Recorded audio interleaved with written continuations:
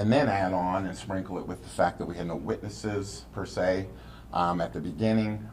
Physical evidence, although in abundance, hadn't been tested. Those things take a long time to get through the labs and things like that. And in fact, we're still sending things to the lab in reference to this case. And as time goes on, it becomes that much more difficult in a murder. We've all heard the term 48 hours, and there is a sense of truth to that. Anytime a murder investigation, especially involving multiple victims, is stretched out into a year, 2 years, 3 years, it becomes abundantly more difficult. And so you have to have investigators that, one, are patient, two, take the time and the patience to look into the small details.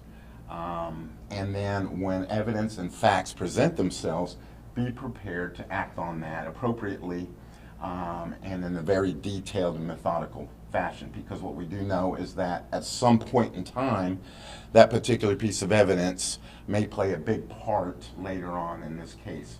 And that certainly stands true for this particular murder investigation. Sheriff, can you talk about his own relationship with the 3 victims? So Mr. Good was, by all means, a homeless individual, but had been living with Jack and Dwayne on their property. I'm not sure for how long, but had been somebody who had been living there with their permission. And I don't know the extent of their relationships or how long they had known each other, but there was a relationship there. He was also seen with their mother, Glenda, up into her disappearance, and at a Reese's, and as well as at the residence of Jack and Dwayne Selby. So there was a familiarity, whether it was friendship or more, we're not sure. But what we do know is he's the last person to see them. Can you give us a reason as to why? Was this money? Was this fight over a horse? You know, motivations are weird. When they're there, it's because it's pretty glaring, like a dope rip or a gangster type of shooting. In these, motives are a little bit more difficult. Only Mr. Good could probably tell you why he did these things. Has he said anything? He has not. So do you consider him a suspect then in the other murder, the one that's unsolved? We consider him a potential person of interest.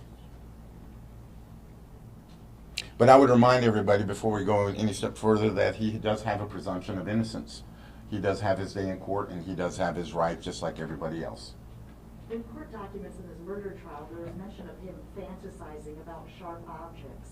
Did that enter into your investigation in this particular case with the 3 suspects? Yeah, I'm not aware of any statements and or facts of that particular case, so I do not know. I got a question for Mr. Braithwaite.